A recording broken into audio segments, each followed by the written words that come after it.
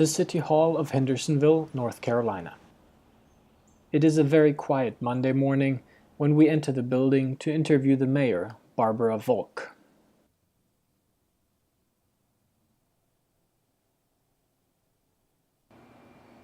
On this day, the Times News reports on the result of the heavy rains in the past days.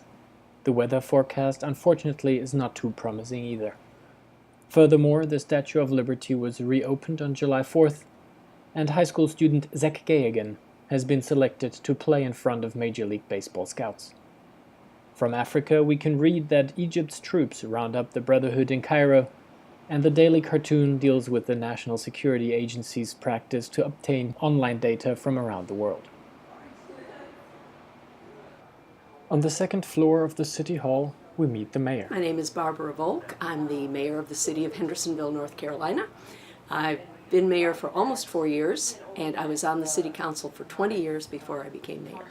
There's one big connection, and that is the late Dr. Chris McConaughey. He always felt that he wanted to do something to help people that were very much in need. Here he frequently did surgeries. He was an orthopedic surgeon, did surgery for those who couldn't afford it. So he started going to South Africa, and his wife was a nurse, so she would go with him and they would take their children, and he was in the Transkei and started an orthopedic clinic there. He spent more and more time there, and finally he just moved his whole family. He felt that this was his calling. This is what he wanted to do.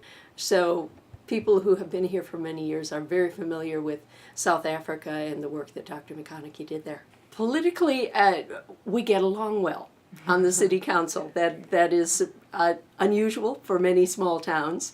We're able to do our business without a lot of animosity, arguing. I don't even have a gavel when I preside at meetings. We are a nonpartisan city council. That means that you don't run as a member of a particular party. You just, it's filing at large.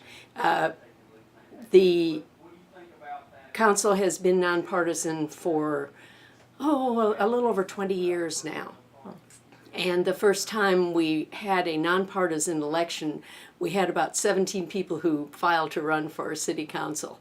And before that, it had been a very, very limited number when it was with the individual parties. In North Carolina, it's very common. There are only a few larger cities that still have partisan elections. In other parts of the country, it's different, but North Carolina is very progressive in the government we have. Alessia is an 11-year-old primary school student. She wants to know, how many capital cities are there in America? Well, we have a national capital in Washington, D.C., which is on the East Coast, and then we have 50 states. And each state has a state capital. And the capital of North Carolina is Raleigh.